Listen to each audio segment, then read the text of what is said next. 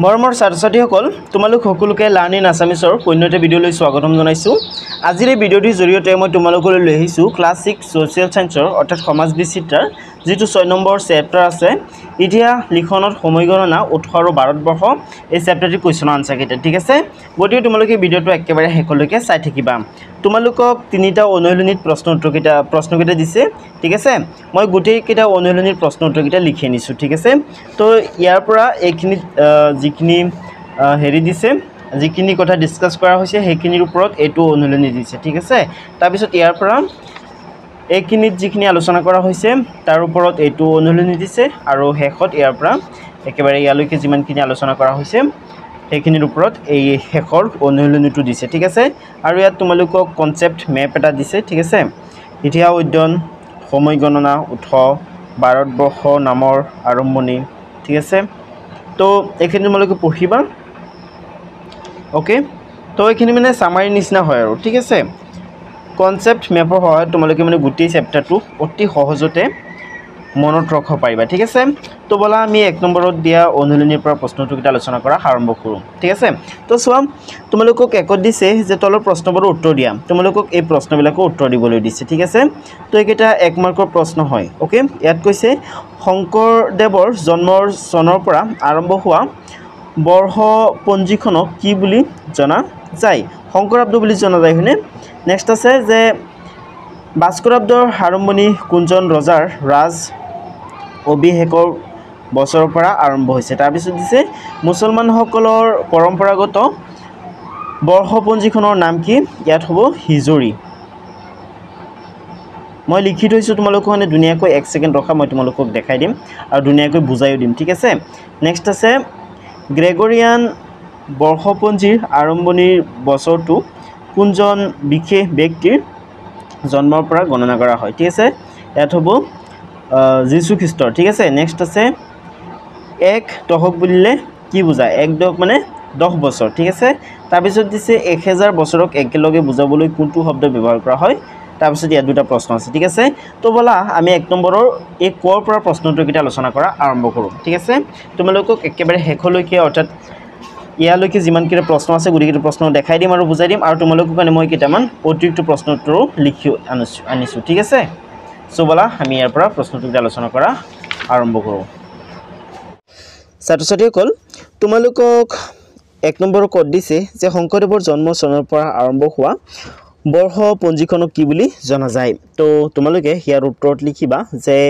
শংকৰদেৱৰ জন্ম চনৰ পৰা গণনা কৰা বৰ্ষপঞ্জীক শংকৰাব্দ বুলি জনা যায়। কি বুলি জনা যায়? শংকৰাব্দ বুলি জনা যায় ঠিক আছে। এইটো 1 মাৰ্কৰ কুৱেশ্যন হয়। তো প্ৰশ্নটো মুখস্থ কৰি পেলাবা পৰীক্ষাত তোমালোকক সুধিলে আৰু যদি তোমালোকে উত্তৰটো শুদ্ধকৈ লিখিব পাৰা তেতিয়াহ'লে তোমালোকে 1 মাৰ্ক এটা পাবা ঠিক আছে। চ' তোমালোকে মুখস্থ কৰি পেলাবা প্ৰশ্নটো ইম্পৰ্টেণ্ট হয় পৰীক্ষাত আহিব পাৰে। তাৰপিছত খত তোমালোকক সুধিছে যে ভাস্কৰাব্দৰ আৰম্ভণি কোনজন ৰজাৰ ৰাজ অভিষেকৰ বছৰৰ পৰা হৈছে? তো ইয়াত তোমালোকে উত্তৰত লিখিব পাৰা ৰজা ভাস্কৰ বৰ্মনৰ ৰাজ অভিষেকৰ পৰা ঠিক আছে। ৰজা ভাস্কৰ বৰ্মন বংশৰাজৰ ক্ষমতাশীল ৰজা আছিল ঠিক আছে। তো তোমালোকে উত্তৰত লিখিবা যে ভাস্কৰাব্দৰ আৰম্ভণি হৈছে ৰজা ভাস্কৰ বৰ্মনৰ ৰাজ অভিষেকৰ বছৰৰ পৰা ঠিক আছে। তো এইটো ধুনীয়াকৈ তোমালোকে লিখিবা। তাৰপিছত আছে গ তোমালোকক দিছে যে মুছলমানসকলৰ পৰম্পৰাগত বৰ্ষপঞ্জীখনৰ নাম কি? কি কৈছে? মুছলমানসকলৰ পৰম্পৰাগত বৰ্ষপঞ্জীখনৰ নাম কি? তো তোমালোকে ইয়াৰ উত্তৰত লিখিবা যে মুছলমানসকলে ব্যৱহাৰ কৰা পৰম্পৰাগত বৰ্ষপঞ্জীখনৰ নাম হ'ল হিজৰী বৰ্ষপঞ্জী ঠিক আছে। এতিয়া গত চোৱা গত তোমালোকক দিছে গ্ৰেগৰিয়ান বৰ্ষপঞ্জীৰ আৰম্ভণিৰ বছৰটো কোনজন বিশেষ ব্যক্তিৰ জন্মৰ পৰা গণনা কৰা হয়? তো তোমালোকে ইয়াৰ উত্তৰত লিখিব লাগিব যীশু খ্ৰীষ্টৰ ঠিক আছে। গ্ৰেগৰিয়ান বৰ্ষপঞ্জী যীশু খ্ৰীষ্টৰ জন্মৰ বছৰৰ পৰা আৰম্ভ হৈছে ঠিক আছে। তো এতিয়া অংগত তোমালোকক দিছে 1 দশক বুলিলে কি বুজা? 1 দশকত 10 বছৰ থাকে ঠিক আছে। কিমান বছৰ? 10 ইয়াৰ ঠিক আছে। 1 দশকত 10 বছৰ থাকে ঠিক আছে। দশক মানে ডিকেট ইংৰাজীত ডিকেড বুলি কোৱা হয় তো তোমালোকে উত্তৰত লিখিবা এক দশক মানে 10টা বছৰৰ সময়ছোৱা ঠিক আছে তো এতিয়া মানে এটো ইম্পৰ্টেন্ট হয় ঠিক আছে এটো প্ৰশ্ন কিন্তু ইম্পৰ্টেন্ট হয় বহুত ইম্পৰ্টেন্ট হয় ওকে পৰীক্ষাত আহিব পাৰে এতিয়া প্ৰথমছত চোৱা প্ৰথমছত তোমালোকক দিছে 1000 বছৰক একেলগে বুজাবলৈ কোনটো শব্দ ব্যৱহাৰ কৰা হয় তো ইয়াত তোমালোকে লিখিবা 1000 বছৰক একেলগে বুজাবলৈ সহস্ৰাব্দ শব্দটো ব্যৱহাৰ কৰা হয় ঠিক আছে আৰু 100 বছৰক বুজাবৰ কাৰণে সেঞ্চুৰী টেষ্ট সেঞ্চুৰী ব্যৱহাৰ কৰা হয়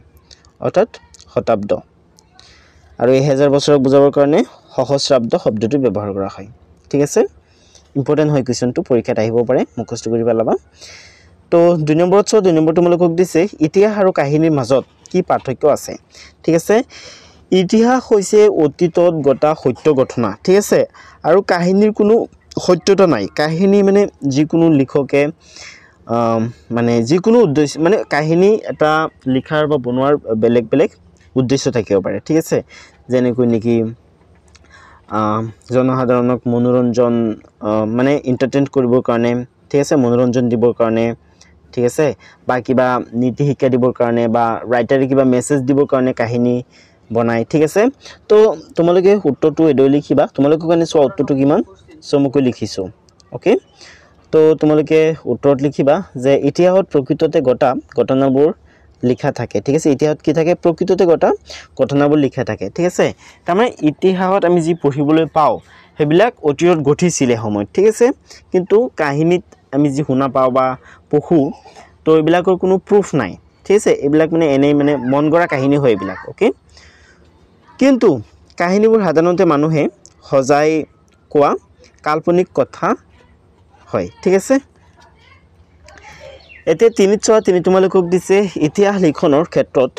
সবাতোকৈ গুৰুত্বপূৰ্ণ উপাদান কি কৈছে ইতিহাস লিখনৰ ক্ষেত্ৰত সবাতোকৈ গুৰুত্বপূৰ্ণ উপাদান কি তোমালোকে ইয়াৰ উত্তৰত লিখিবা ইতিহাস লিখনৰ ক্ষেত্ৰত সবাতোকৈ গুৰুত্বপূৰ্ণ উপাদান হ'ল সত্যতা আৰু ধাৰাবাহিকতা ঠিক আছে সত্যতা আৰু ধাৰাবাহিকতা হৈছে ইতিহাস লিখনৰ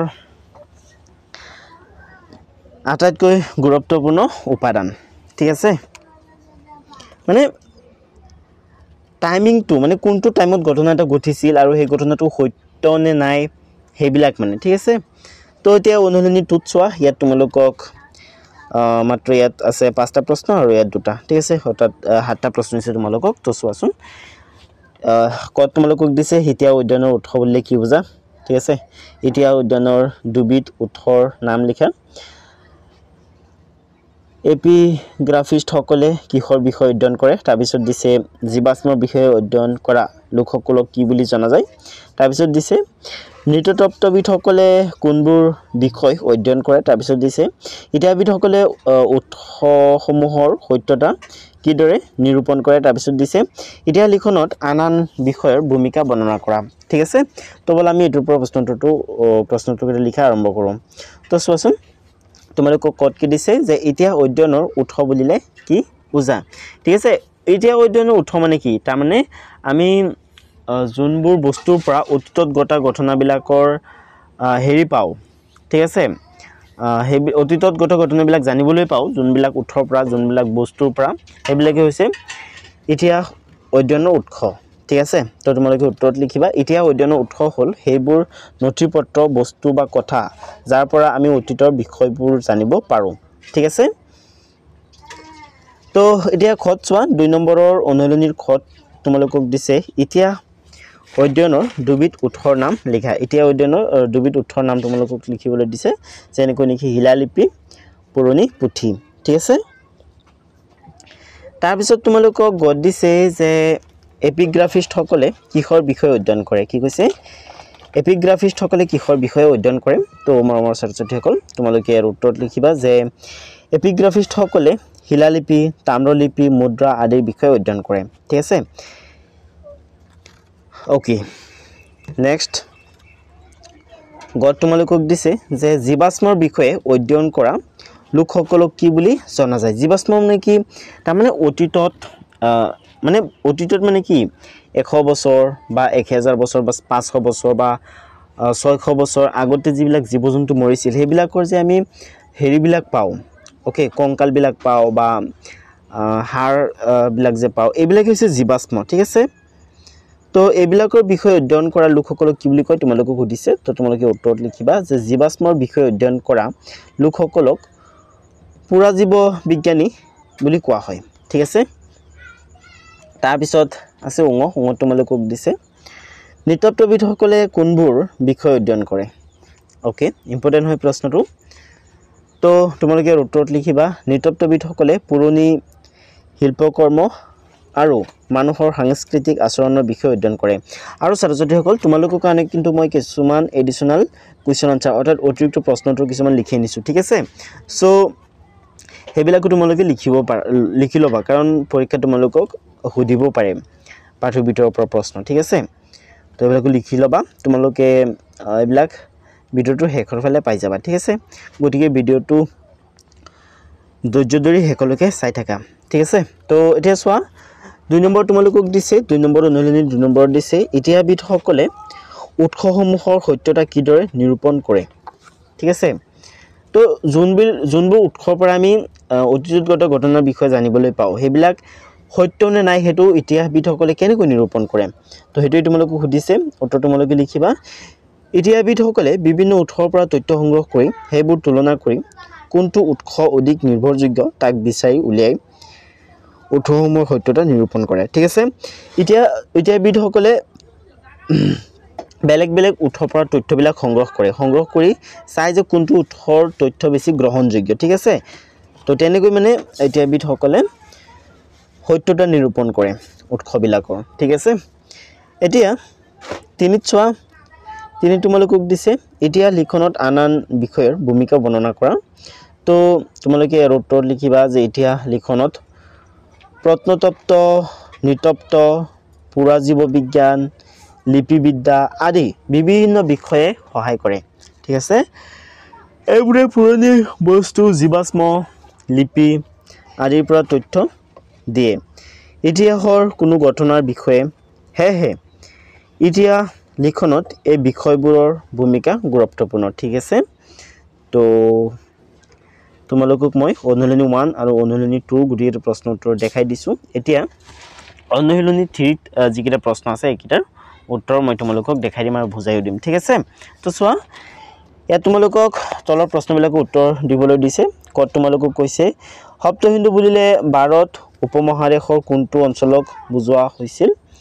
নেক্সট আছে ভাৰত উপমহাদেশ বুলিলে বৰ্তমান কোনটো অঞ্চলক বুজায় নেক্সট আছে অহুকে ভাৰতক বুজাবলৈ শিলালিপিত কোনটো শব্দ ব্যৱহাৰ কৰিছিল তাৰ পিছত আছে প্ৰাচীন গ্ৰীকসকলে ভাৰতক বুজাবলৈ কি শব্দ ব্যৱহাৰ কৰিছিল তাৰ পিছত দিছে যে প্ৰাচীন চীনাসকলে ভাৰতক কি বুলি কৈছিল তাৰ পিছত দিছে ভাৰতৰ কোনটো অঞ্চলক ভাৰতম বুলি কোৱা হৈছিল তো এই 2 নম্বৰ 2 নম্বৰ তোমালোকক দিছে ভাৰত শব্দটো কিদৰে আহিল বৰ্ণনা কৰা ইন্ডিয়া নামটোৰ উৎপত্তি বৰ্ণনা কৰা ঠিক আছে তো বলা আমি এটোৰ পৰা আলোচনা কৰো এতিয়া কত চোৱা কত তোমালোকক দিছে সপ্ত হিন্দু বুলিলে ভাৰত উপমহাদেশৰ কোনটো অঞ্চলক বুজোৱা হৈছিল ঠিক আছে তো তোমালোকে ইয়াৰ উত্তৰত লিখিবা যে সপ্ত হিন্দু বুলিলে ভাৰত উপমহাদেশৰ উত্তৰ পশ্চিম অঞ্চলটোক বুজোৱা হৈছিল ঠিক আছে তো ধুনিয়াকৈ লিখি লবা এটো এক মাৰ্কৰ প্ৰশ্ন হয় ওকে এতিয়া খত চোৱা খত তোমালোকক দিছে যে ভাৰত উপমহাদেশ বুলিলে বৰ্তমান কোনটো অঞ্চলক বুজায় তো ভাৰত উপমহাদেশ বুলিলে বৰ্তমান কোনটো অঞ্চলক বুজায় তোমালোকক সুধিছে ঠিক আছে উত্তৰত লিখিবা ভাৰতকে ধৰি পাকিস্তান বাংলাদেশ আফগানিস্তান ভুটান আৰু নেপালক একেলগে বুজাবলৈ ভাৰত উপমহাদেশ শব্দৰ ব্যৱহাৰ হয় ঠিক আছে ভাৰত উপমহাদেশ বুলি ক'লে বাংলাদেশ পাকিস্তান ভাৰত ভুটান নেপাল এগুটি কেতে দেশক একেলগে বুজায় ঠিক আছে তো এতিয়া গত চোৱা গত তোমালোকক দিছে অহুকে ভাৰতক বুজাবলৈ শিলালিপিত কোনটো শব্দ ব্যৱহাৰ কৰিছিল কি কৈছে অহুকে ভাৰতক বুজাবলৈ শিলালিপিত কোনটো শব্দ ব্যৱহাৰ কৰিছিল তো তোমালোকে ইয়াৰ উত্তৰত লিখিবা যে অহুকে ভাৰতক বুজাবলৈ শিলালিপিত জম্বুদ্বীপ শব্দ ব্যৱহাৰ কৰিছিল কোনটো শব্দ জম্বুদ্বীপ শব্দ ব্যৱহাৰ কৰিছিল অহুকে ভাৰতক বুজাবলৈ শিলালিপিত জম্বুদ্বীপ শব্দ ব্যৱহাৰ কৰিছিল এতিয়া ঘট চোৱা গত তোমালোকক দিছে যে প্ৰাচীন গ্ৰীকসকলে ভাৰতক বুজাবলৈ কি শব্দ ব্যৱহাৰ কৰিছিল কি কৈছে প্ৰাচীন গ্ৰীকসকলে ভাৰতক বুজাবলৈ কি শব্দ ব্যৱহাৰ কৰিছিল তো ইয়াৰ উত্তৰ তোমালোকে লিখিবা যে প্ৰাচীন গ্ৰীকসকলে ভাৰতক বুজাবলৈ ইণ্ডোই বা ইণ্ডাইক শব্দ ব্যৱহাৰ কৰিছিল আৰু ইয়াৰ পৰাই মানে ইণ্ডিয়া শব্দটো আহিছে ঠিক আছে এতিয়া অংগত চোৱা অংগ তোমালোকক দিছে যে প্ৰাচীন চীনাসকলে ভাৰতক কি বুলি কৈছিল তো উত্তৰ তোমালোকে লিখিবা প্ৰাচীন চীনাসকলে ভাৰতক ইউনটু বা ইউন্দু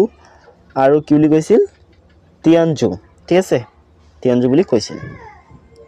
ইউন্দু আৰু তিয়ানজু তাৰ পিছত আছে প্ৰথম ছ ইয়াত তোমালোকক দিছে যে ভাৰতৰ কোনটো অঞ্চলক ভাৰতম বুলি কোৱা হৈছিল তো উত্তৰ তোমালোকে লিখিবা দক্ষিণ ভাৰতৰ অঞ্চলক ভাৰতম বুলি কোৱা হৈছিল ঠিক আছে কোনটো অঞ্চলক দক্ষিণ ভাৰতৰ অঞ্চলক ভাৰতম বুলি কোৱা হৈছিল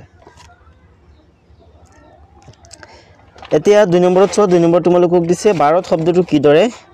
আহিল বৰ্ণনা কৰা তোমালোকক সুধিছে যে ভাৰত শব্দটো কিদৰে আহিল তো তোমালোকে ইয়াৰ উত্তৰত লিখিবা যে প্ৰাচীন কালত ভৰত নামৰ এজন বৰ প্ৰতাপী ৰজাই ইয়াত ৰাজত্ব কৰিছিল অৰ্থাৎ বৰ্তমানৰ ভাৰতৰ ৰাজত্ব কৰিছিল ঠিক আছে ভৰত ৰজাৰ নাম অনুসৰি আমাৰ দেশখনৰ নাম ভাৰতবৰ্ষ হয় বুলি বহুতে কয় ঠিক আছে তো এইটো ধুনীয়াকৈ তোমালোকে সূত্ৰটো লিখি লবা এটো আই থিংক তোমালোকৰ লাষ্ট কোৱেশ্চন আৰু তাৰ পিছত কেইটামান অতিৰিক্ত প্ৰশ্নটো আছে তো চোৱা ইয়াত তোমালোকক দিছে ইণ্ডিয়া নামটোৰ উৎপত্তি বৰ্ণনা কৰা তো ভাৰত নামটোৰ উৎপত্তি কেনেকৈ হৈছিল হেতু তোমালোকে ইয়াত পালা ন এতিয়া ইণ্ডিয়া নামটোৰ উৎপত্তি কেনেকৈ হৈছিল তোমালোকে হেখিনি ইয়াত পাবা তো উত্তৰ তোমালোকে লিখিবা পাৰস্যৰ লোকসকলে ভাৰতক হিন্দু বা হিন্দ বুলিছিল যি হিন্দু শব্দৰ পৰা আহিছে গ্ৰীকসকলে এই নামটোৰ পৰা ইণ্ডোই বা ইণ্ডাইক শব্দ সৃষ্টি কৰিছিল কাৰণ তেওঁলোকৰ ভাষাত হ আখৰ নাছিল ইয়াৰ পৰাই ইণ্ডিয়া নামটোৰ উৎপত্তি হৈছিল ঠিক আছে তো এটো ধুনীয়াকৈ তোমালোকে উত্তৰটো লিখি লবা এতিয়া ইয়াত চোৱা ইয়াত তোমালোকক দিছে অতিৰিক্ত প্ৰশ্ন উত্তৰ ঠিক আছে তো চোৱা 1 নম্বৰ তোমালোকক দিছে ভাৰতৰ অন্যতম প্ৰাচীন মহাকাব্যখনৰ নাম কি তো ইয়াত তোমালোকে মহাভাৰত লিখিবা ঠিক আছে মহাভাৰত হৈছে ভাৰতৰ অন্যতম প্ৰাচীন মহাকাব্য ঠিক আছে তাৰ পিছত আছে 2 নম্বৰ দিয়া হৈছে যে গ্ৰেগৰিয়ান বৰ্ষপঞ্জী কাক বোলে তো উত্তৰত লিখিবা আমি সকলোৱে ব্যৱহাৰ কৰা জানুৱাৰীৰ পৰা ডিসেম্বৰ মাহলৈ গণনা কৰা বৰ্ষপঞ্জী গ্ৰেগৰিয়ান বৰ্ষপঞ্জী বোলা হয় ঠিক আছে তাৰ পিছত আছে ইতিহাস বুজিবলৈ ব্যৱহৃত এক অপৰিহাৰ্য আহিলাৰ নাম উল্লেখ কৰা তো ইয়াৰ উত্তৰ তোমালোকে লিখিবা যে ইতিহাস বুজিবলৈ সময়ৰেখা এক অপৰিহাৰ্য আহিলা ঐতিহাসিক ঘটনাৰ ক্ৰম আৰু তাৰিখ মনত ৰখাত ই গুৰুত্বপূৰ্ণ ভূমিকা পালন কৰে ঠিক আছে তাৰ পিছত আছে সাইড দিছে ভাৰতৰ অতীত আৰু বিৱৰ্তনৰ বিষয়ে আমি কোৰ পৰা জানিব পাৰো তো মৰমৰ ছাত্ৰ-ছাত্ৰীসকল তোমালোকে উত্তৰ লিখিবা যে ভাৰতৰ অতীত আৰু বিৱৰ্তনৰ বিষয়ে প্ৰাচীন গ্ৰন্থ ভ্ৰমণকাৰী আৰু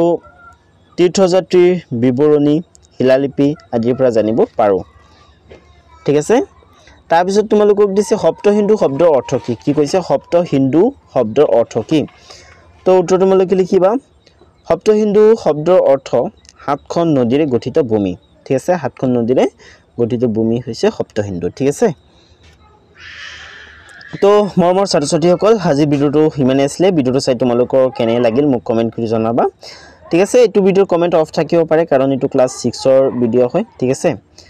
তো এটো কমেন্ট অফ থাকিব পাৰে যদি কমেন্টটো অফ থাকে কমেন্ট বক্স তেতিয়াল তোমালোকে এটা কাম কৰিবা বাকি যি ক্লাস 7 8 9 ৰ ভিডিও আছে হেবিলাকৰ কমেন্ট সেকশনত গৈ কমেন্ট কৰি জনাবা নেক্সট তোমালোকৰ কোনটো চেপ্টাৰৰ দৰকাৰ হয় ঠিক আছে আৰু ইংলিছৰ কোনকেইটা পাঠৰ পৰা প্ৰশ্ন আহিব হেতু মোক কমেন্ট কৰি জনাবা ঠিক আছে যাতে হে ভিডিও বিলাক মই আগতে বনাই আপলোড কৰিব পাৰো ঠিক আছে তো আৰু তোমালোকৰ 7 নম্বৰৰ যোনটো চেপ্টাৰ আছে ন হেতু চেপ্টাৰৰ ভিডিও চাবৰ কাৰণে ডেছক্ৰিপশ্যনত ক্লিক কৰিবা তাত মই এটা লিংক দি দিছোঁ সেই লিংকটোত ক্লিক কৰিলে সেই ভিডিঅ'টো পাই যাবা ঠিক আছে তো আজিৰ ভিডিঅ' ইমান আছিলে আজি ভিডিঅ' চোৱাৰ বাবে তোমালোক সকলোকে ধন্যবাদ